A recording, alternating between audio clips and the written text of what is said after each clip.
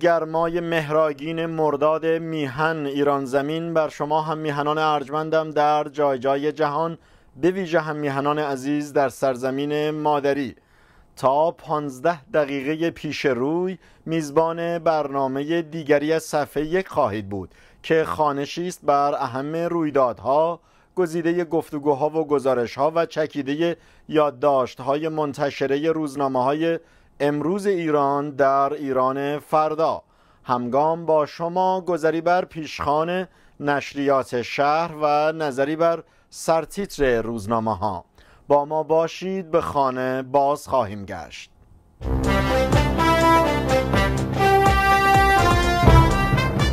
مباحث کابینه تیتر مشترک تمام روزنامه‌های امروز ایران بود. روزنامه شرق: وزرای منتخب ملت در انتظار رأی مجلس. در نیم صفحه بالای لوگوی شرق چنین می‌خوانیم: انتصاب احمدی نژاد در مجمع تشخیص مصلحت نظام. مطلب اصلی شرق: اقتصادی بسته شد.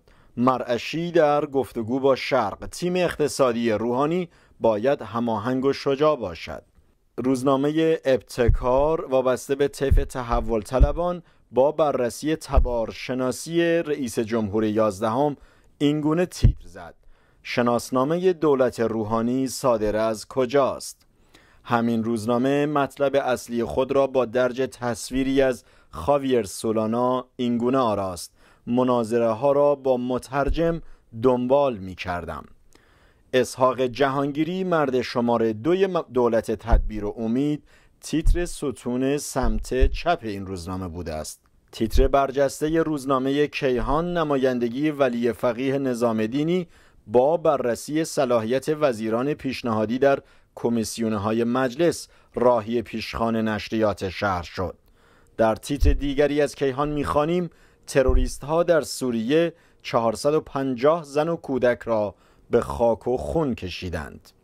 روزنامه بهار به نقل از سعید حجاریان با اشاره به نقش اصلاح طلبان در پیروزی روحانی اینگونه بر پیشخوان نشریات شهر نشست: حاضریم دندانه کلید روحانی باشیم. روزنامه قانون با تصویری از محمد خوشچهره مرد پیشین دولت احمدی نژاد اقتصادی بر پیشخوان نشست: کنترل و تثبیت نرخ ارز اولویت اقتصادی دولت روحانی. همین روزنامه تیتر برجسته خود را به ترکیب کابینه اختصاص داد: کابینه میانه‌رو، کارآمد و فراجناحی. آرمان تیتر برجسته خود را چنین بست: حمله گازنبری به وزرای روحانی. و روزنامه اسرار به نقل از سولانا پیشنهاد داد ایران و آمریکا کانالی ارتباطی ایجاد کنند.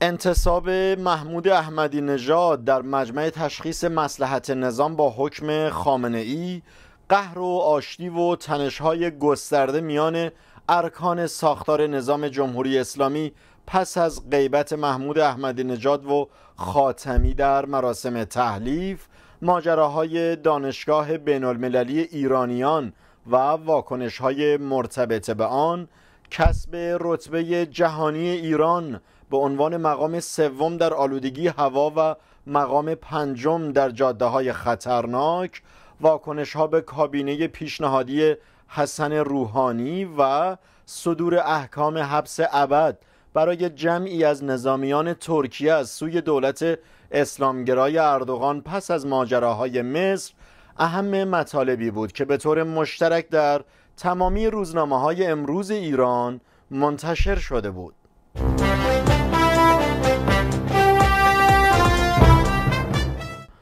فعالسازی نقش کلیدی وزارت خارجه در پرونده‌های داغ عنوان یادداشتی است که در نشریه الحیات به قلم محمد صالح صدقیانی منتشر شده بود.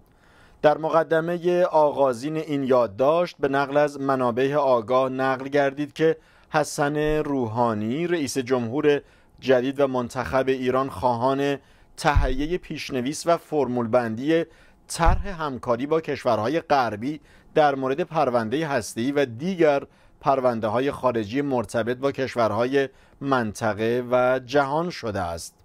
جانمایه اساسی این نوشتار تأکید بر توانمندی‌های محمد جواد ظریف وزیر پیشنهادی وزارت خارجه داشت که قدرت و اراده ترمیم و اصلاح روابط مخدوش شده میان جمهوری اسلامی و سایر کشورها را نشان می‌دهد. در بخشی از این مقاله چنین می‌خوانیم: به اعتقاد منابع یاد شده، وزارت امور خارجه ایران در دوره احمدی نژاد به دلیل رویکار آمدن نیروهای ناکارآمد و غیر متخصص و برکناری دیپلمات‌های قوی دارای عملکرد بسیار ضعیفی بوده که باعث تأثیر منفی بر روابط خارجی ایران شده است. در این زمینه به اقدام احمدی نژاد در مورد عزل منوچهر متکی وزیر امور خارجه وقت در حال انجام مأموریتی رسمی در سنگال اشاره شده بود که هنگامی که تصمیم عزل وی به گوش وزیر خارجه سنگال رسید و گفتگو با متکی را نیمه کاره متوقف کرد. روحانی در خلال انتخابات خود در طی مذاکرات و مناظرات تلویزیونی اشاره کرده بود که وقتی بیشتر کشورها تحت تاثیر ایالات متحده آمریکا هستند، چرا بایستی باب گفتگوی مستقیم را با این کشور باز نکنیم و در پی واسطه باشیم، که این خود به معنای تمایل آقای روحانی در سیاست خارجی برای گفتگوی مستقیم با آمریکاست.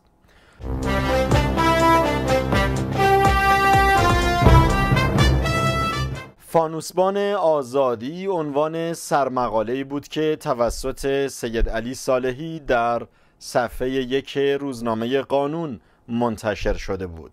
چکیده یادداشت به درگذشت رنجبار و تراژیک شاعر کرد ایرانی آقای شیرکو بیکس اختصاص داشت که با انبوهی از درد و رنج و مشقت دور از وطن درگذشت.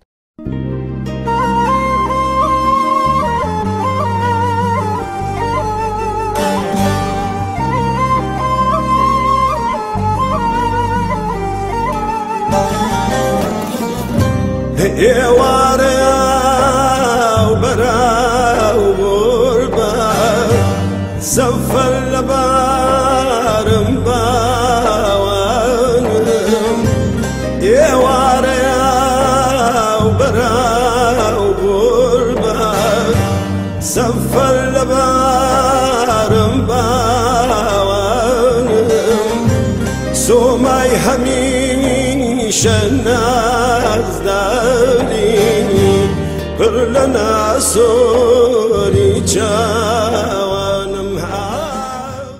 نویسنده در بخشی از نوشتار خود با اشاره به شرایط این شاعر با کلیت اوضاع ایران چنین می نویسد: شیرکوی شریف هم کودک کار و خیابان بود.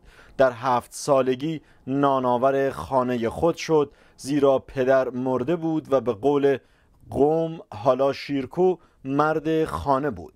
شیرکو در 17 سالگی اولین دفتر شعرش به نام مهتاب شعر را منتشر کرد و کار گرفت. ظهور یک استعداد عجیب. 30 سال رخ به رخ علیه ستمگران ایستاد و جنگید، اما سرانجام در 47 سالگی به سراسر جهان تبعید شد. ورود به وطن ممنوع. تا سال 1991 میلادی بعد از 14 سال از تبعید به زادرود مادری بازگشت و مورد استقبال مردم قرار گرفت. شیرکو در سلیمانیه به من گفت: سید، نگاه نکن حالا سلیمانیه‌ای وجود دارد. نیروهای بعث 3 بار سلیمانیه را با خاک یکسان کردند، به گونه‌ای که مردم روی سقف‌ها راه می‌رفتند، به این معنا که سقف خانه‌ها به کف زمین چسبیده بود. شیرکو بیکس حالا به همین خاک به خون شسته پیوسته است.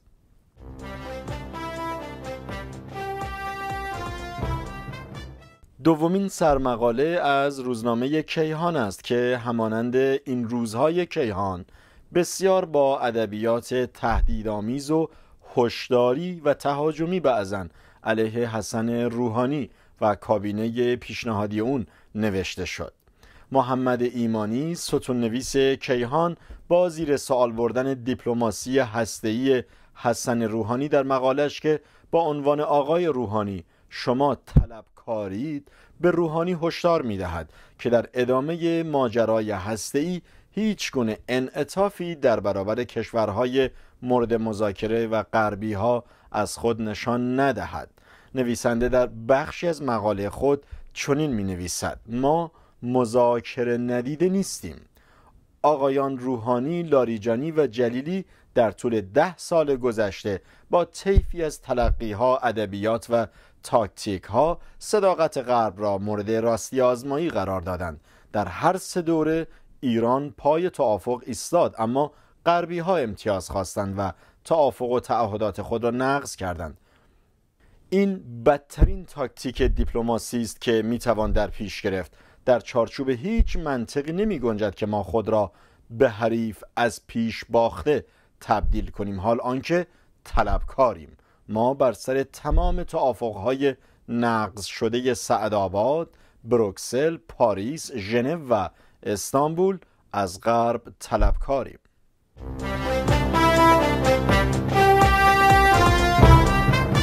صفحه 1 امشب را میبندیم با مروری کوتاه بر چند خبر کوتاه از همه روزنامه‌ها. ستون زیر 1 ابتکار به ماجرای سربازی یکی از وزرای کلیدی آقای روحانی پرداخت. ماجرای جالب گذراندن سربازی در سازمان ملل در زندگی نامه دکتر محمد جواد ظریف آمده است. محمد جواد ظریف در سال 1355 و پیش از دوران دانشگاهش با آمریکا سفر کرد و در دانشگاه سان فرانسیسکو و دنور تا مدرک دکترا تحصیل کرد. ظریف از 22 سالگی و در سال 1982 به نمایندگی ایران در سازمان ملل رفت و سربازیش را به عنوان کارمند محلی دفتر نمایندگی ایران در سازمان ملل گذراند. رفت و آمد ظریف در آمریکا و فعالیت‌های او در نیویورک آنقدر زیاد بوده که روزنامه هرالد تریبون در مقاله‌ای به قلم وارن هوگ اینطور درباره این حضور فعال او نوشته است: محمد جواد ظریف به اندازه‌ای در دانشگاه‌ها، محافل عمومی، سیاسی و اجتماعی حضور پیدا می‌کند که لیزا اندرسون، رئیس دانشکده امور بین‌الملل دانشگاه کلمبیا، از وی پرسیده است که آیا قصد شرکت در رقابت‌های انتخاباتی آمریکا را دارد؟ و خبر بعدی باز هم اظهارات امام زمانی و توهمزای محمود احمدی نژاد. محمود احمدی نژاد در جمع گروهی از هوادارانش که در مقابل منزل وی تجمع کرده بودند مباحثی آخرالزمانی مطرح کرده است که سایت نکات پرس منسوب به غلام حسین الهام آن را منتشر کرده بود. حاج قدرت الله لطیفی، همان شخصی که در سال 48 منسوب بود که در خوابشان امام زمان در خواب ایشان اومد و ایشان دستور بازسازی مسجد جمکران رو شخصا از امام زمان گرفته بود. حاج آقای لطیفی سال 86 آمد نهاد ریاست جمهوری، خودش برای من تعریف کرد. گفت غربی ها به شدت دنبال امام زمان هستند. بعد آقای لطیفی یک مسئله را تعریف کرد که 2-3 روز قبل اتفاق افتاده بود. گفت دوستی دارم در قلهک زنگ زد، گفت بیا که با شما کاری دارم. من رفتم به خانه او، گفت 2 نفر آمدند اینجا با شما کار دارند. بعد دیدم این 2 نفر انگلیسی حرف میزنند، مترجم هم آورده بودند. مقداری با من صحبت کردند و سوالاتی پرسیدند. آن خارجی ها شنیده بودند که آقای لطیفی آن پیام را از جانب امام زمان برای خمینی برده بود. آقای لطیفی گفت آنها 2 ساعت با من صحبت کردند و نوار گذاشتند. همش راجع به امام زمان بود، اینکه امام با چه کسانی تماس میگیرد، کجا میرود و کجا میآید. عین حرفهای آقای لطیفی را، البته به نقل از محمود احمدی نژاد مطلب را میخوانیم، عین حرفهای آقای لطیفی را علمای عراق هم به من گفتند. وقتی به عراق رفتم آنها میگفتند آمریکایی ها در عراق دنبال این بودند که بدانند ارتباط مردم و امام زمان چگونه است. نقل داغ ژنرال ها در استانبول. فرمانده پیشین و چند ژنرال ارتش ترکیه به اتهام براندازی به حبس ابد محکوم شدند. دادگاهی در ترکیه فرمانده پیشین ارتش این کشور را به اتهام تلاش برای براندازی دولت اسلامگرای عدالت و توسعه به حبس ابد محکوم کرد. او یکی از 275 نفری بود که متهم به تشکیل گروهی زیرزمینی با اهداف براندازانه بودند. بسیاری دادگاه پرونده موسوم به ارگنکن که از سال 2007 و با حواشی بسیار آغاز شد را بزرگترین دادگاه تاریخ ترکیه مینامند.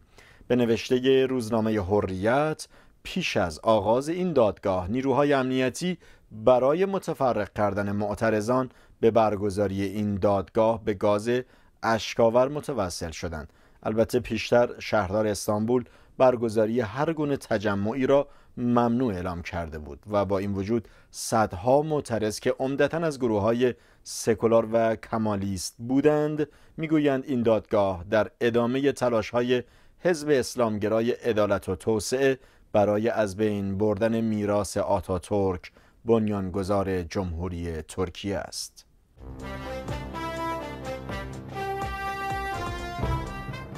تا درودی دوباره و شامگاه دگر در ایران فردا بامداد روشن. بدرود.